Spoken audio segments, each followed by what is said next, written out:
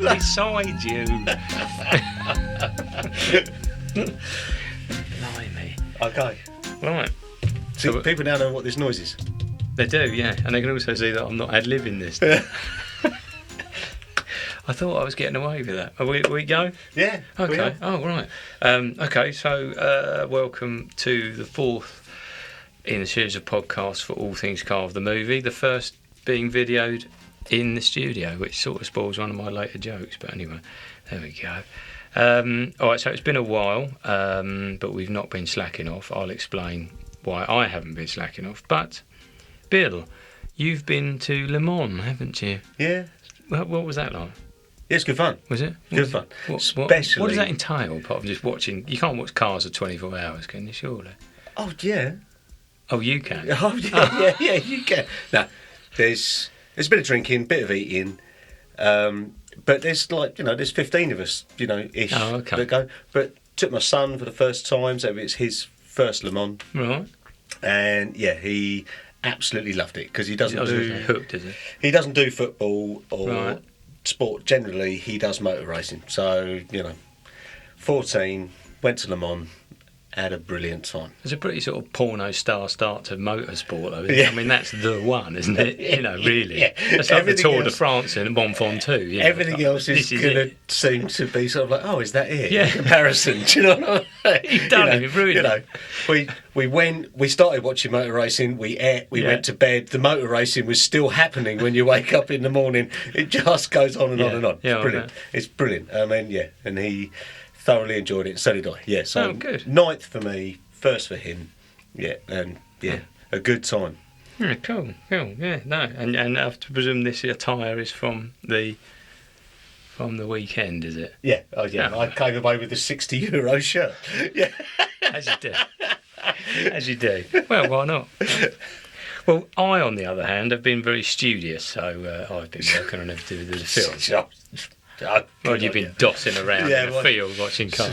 Are you sure you haven't been interviewing people in the pub? Well, yeah, I have. Actually. Yeah. That's basically the long and short and tall of it.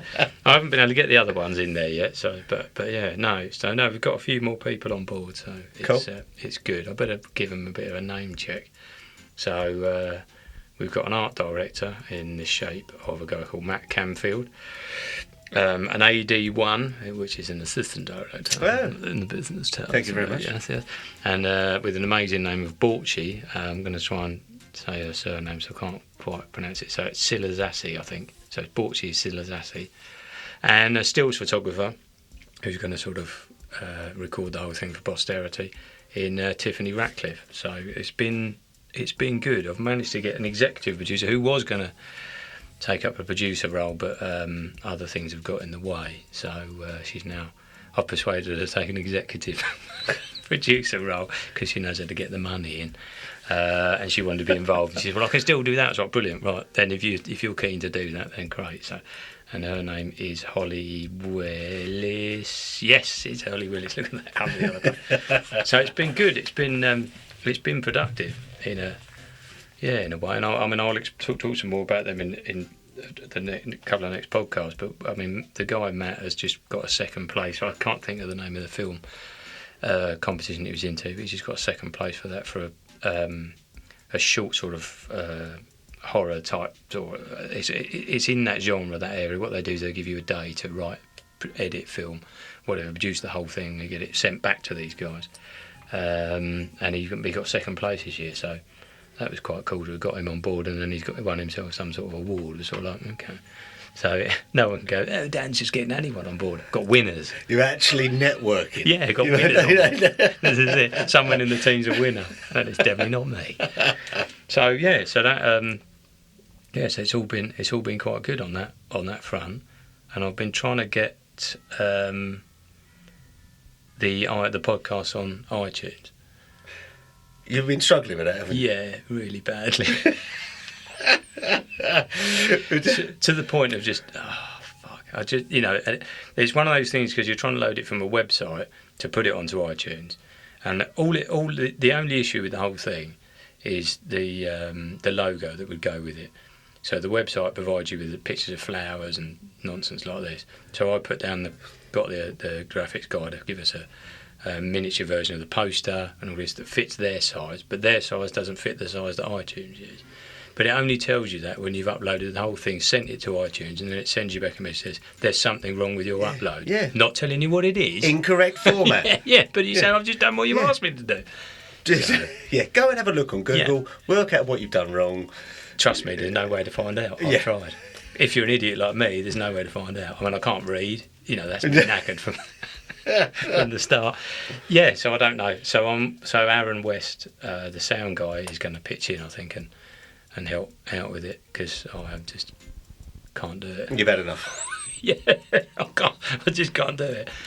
So many tears have been shed. It's been terrible.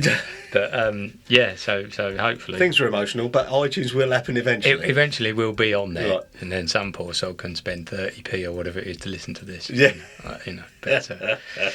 But yeah. So I was going to say, just to go back, I was going to try and drop a joke in, but now we've got the camera, or the iPad or whatever it is, but it's probably not the same. But because I was going to say Le Mans, because that's the only thing I remember about it. You don't remember? No. Excellent. So the joke does work. No. Steve McQueen in Le Mans. Yeah, absolutely, yes. But I thought, well, we haven't got a camera, so you won't be able to see me doing it anyway. So I'm just going to be going like that to you. Now, as I've mentioned, Aaron. I think this is a particularly good segue, actually. I think we're going to go to our first ever... It's almost like it was planned. I know. Well, it was, because I've written it down. Yes. Oh, shit, I've given that away. But I've even got a name. Look at this. We're going to call it the Crew View Interview. Hello. That's pretty good, isn't it? I'm loving that. Yeah, I know. That's what I thought. So, but we should get some graphics. Okay. Maybe we'll work on that. Graphics? Oh, my God. Have you got somebody's name in there that's going to be doing graphics? Yeah, I'll have to find someone. But yeah, so we're going to go to the Crew View Interview with Aaron West. Okay. That's that. Excellent.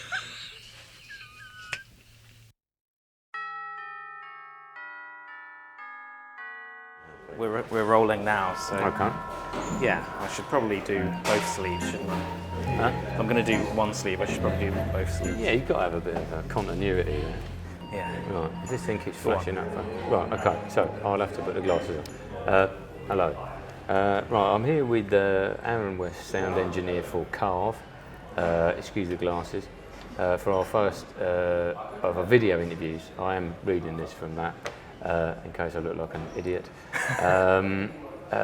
For the podcasts, so this will be obviously linked into the radio podcast that I do with Bill. So I don't know why I'm rambling away as much as I am, so I'm going to stop rambling and ask the first question to Aaron West, sound engineer for Carve, the movie. Right, do you want to give us a bit of background about your good self, Aaron, please? As in terms of filmmaking history? Yeah, or, do you want some of that? Yeah, sure. Okay, so yeah, I'm a sound engineer for Carve. Sound is not necessarily what I began doing, but it's definitely what I do a lot now. Most recently, I worked on the 40th anniversary short film of Alien that was released. You can watch it on IGN. It's pretty nice. They shot 6 of them. Yeah. Excuse this. And it was the only one that was Can I just, in the by UK. the way, we're recording in the pub in Hammersmith, the Swan in Hammersmith, hence the footfall. The riffraff. Yeah, the oi polloi. But honestly, it was good fun. But that has been really probably the biggest thing so far. So. And then this will be my ego isn't too inflated yet. No, it will be after this film. Definitely. But before then, it's really been just I was the typical Spielberg story of having a camera and just grabbing all my friends and filming everything that I could, and then it sort of eventually led me to going to university, which, for better or worse, but coming out of it, I've had lots of good experiences and want to get involved in as much filmmaking as possible. and especially this is your first film. It is my first film. That excites me. Yeah, well, first script. Yeah. Well, it's partly your fault because you and a couple of other people, Matt Chidley, the lighting guy, said, "Oh, you should direct it, Dan." So if this goes tits, you are culpable for the whole. You'll be working with the card, I'm sure. I know. Well, right. Okay. So, yeah, you were the first one that I got on board. We were the first. Yeah. Face to face, so on. Yeah. In another salubrious public house in that there London town. We just meet up and get drunk. Exactly, basically, yeah. I think this could be the third time, yeah. So at least we're consistent. What was it? Because all I did, I contacted you on that mandy.com and then sent you the script. So, look, way back if you can. What was the initial sort of thought thing that captivated you about the script and made you think, my God, I must work with this genius of the English language? Well, oh shit, that's the mic thing on the floor. I suppose what I'm asking is because people who are listening or watching now won't know the script and won't know what we're promising them. Yeah.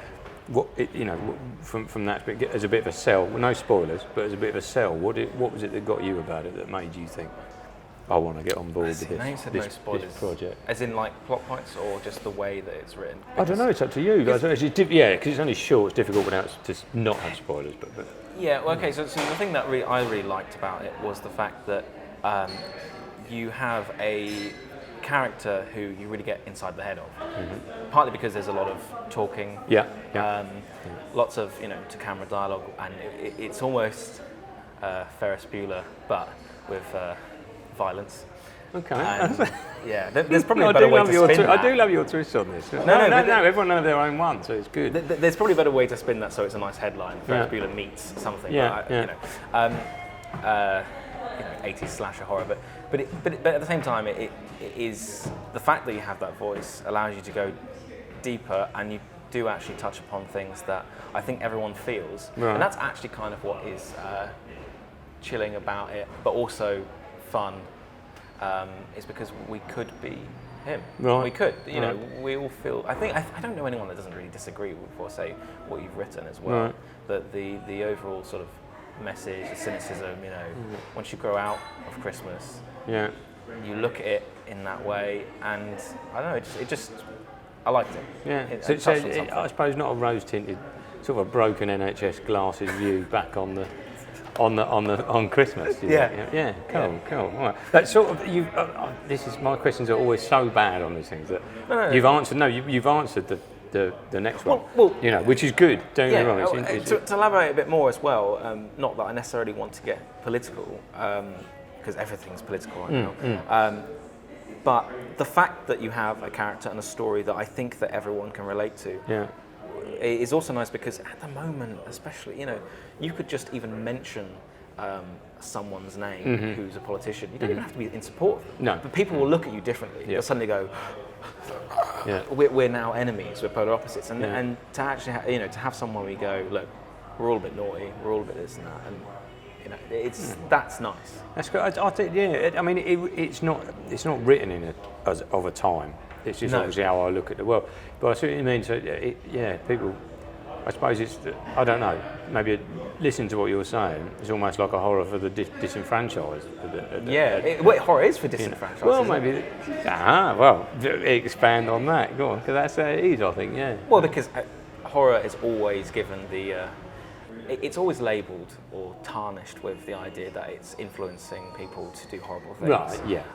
But really, it's just that there are certain people who enjoy that side of life and accept that side of life exists. Yeah. That's really what it is. But rather than the blood and gore, you're talking about the psychology behind it and whatever. Yeah. No, exactly. But there are people... people are frightened of what's in the dark, even though you need to think that, which I think is I need that sort of where Tony comes from. It is that he lives where we all sort of go now and then.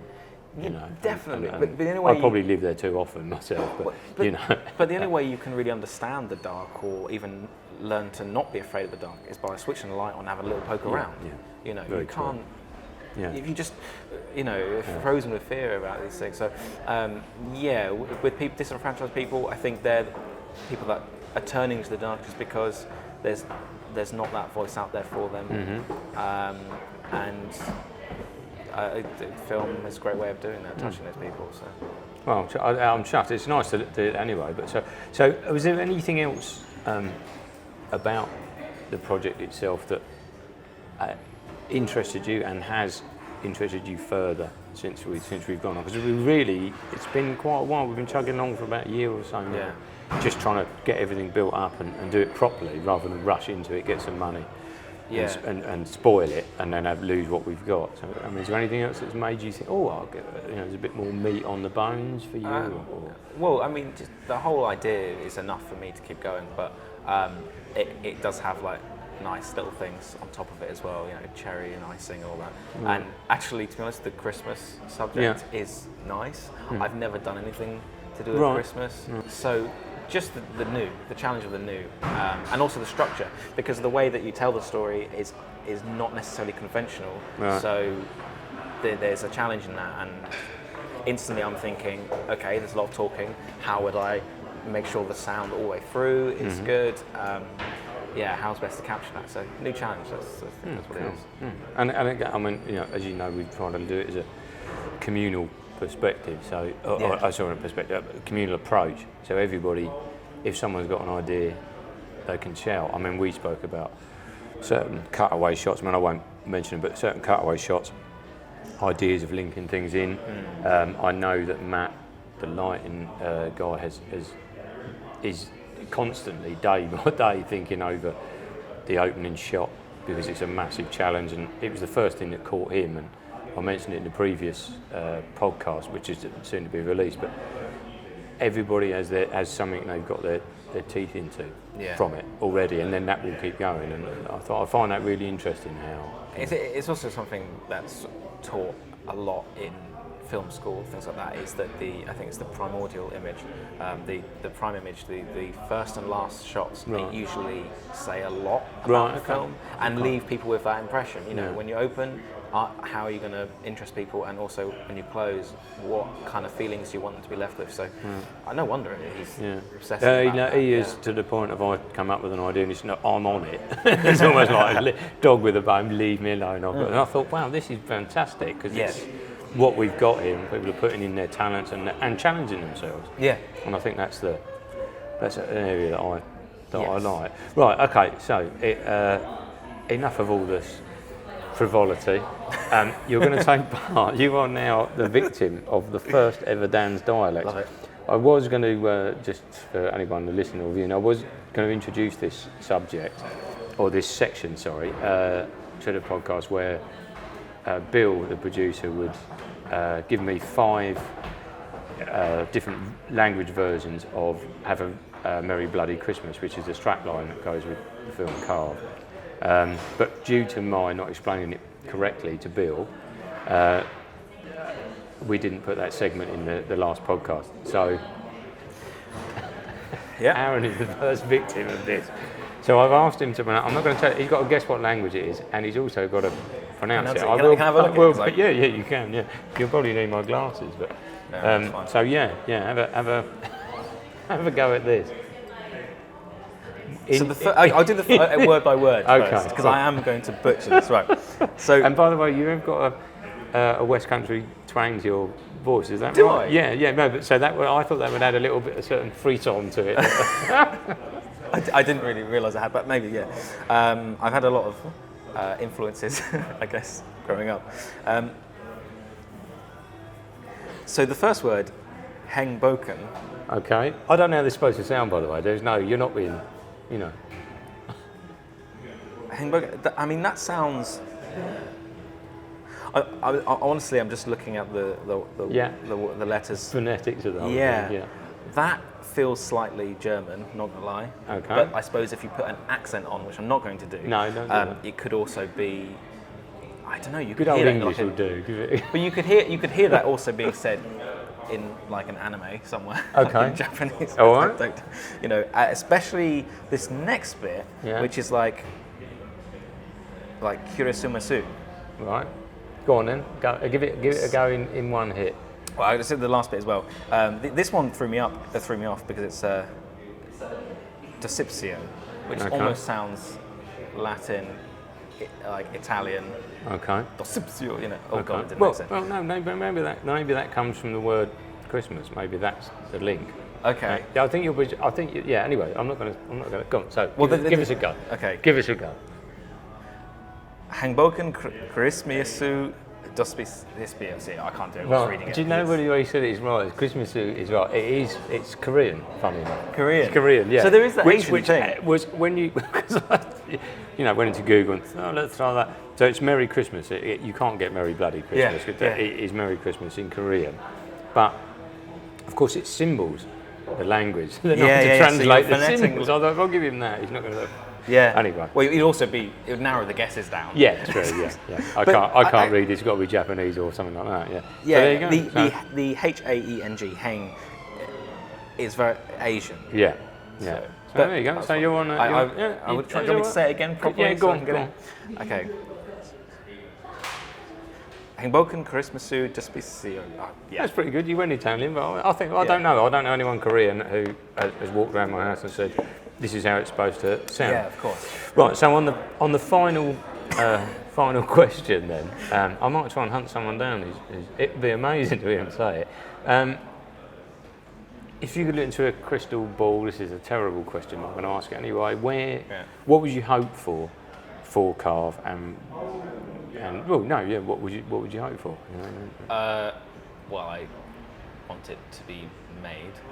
I would like lots of people to see it. Yeah. I would definitely like a screening of some sort, I think, and a celebration at the end. I mean, and obviously, I think to get as many people interested, involved, and to spread it around, that's what I want. I think it's a success. You know. Yeah. No, I don't. And obviously, we all want that. But, it's funny how everyone involved has chosen the harder path for this because the festival route is the hardest path. Yes. Every man jack involved has said festival because I want to see it on a screen. Yeah. And I think that's brilliant because we could easily pump it out on YouTube. Yeah. And you could garner interest by bombarding people and so on. But that's every person from the cast, the crew. I want to see it on the screen, no matter, even if it's something that we organise, we put it up. But a festival route is the hardest thing because you have to bombard and try and get in. And I think that's really brave. I'm really chuffed that everyone's done that. Yeah, and I think it's important as well to really kind of close a project as well. But I mean, I've had experiences in the past. So a piss up, in other words. Yeah, exactly, the after party. But I've had the experience in the past where people have shown interest in making a film or a short film or whatever it is, music video, could be anything, and very much so when it comes to preparation, they take a massive step back. Sometimes even during production, they're not as with it as they were when you first approached them. I honestly hope that those people have learned that if they're not really into something, they just shouldn't volunteer themselves. But what happens is then maybe there are complications, maybe there's stresses on the day of the shoot, which also I hope doesn't happen here. No. There will be individual issues, I'm sure, but not with people. But then they always love the screening, and I always think that if they just have that in mind from the very beginning, even if that's the part you enjoy, just work your ass off so that you'll be proud to watch it back. You know, because this is how it works. This is the film industry. You've got to show it to people. You want to always. I think so. Well, we will see. Anyway, right. Thank you very much, young man. Thank you. It's been a two-wine pleasure. Thank you.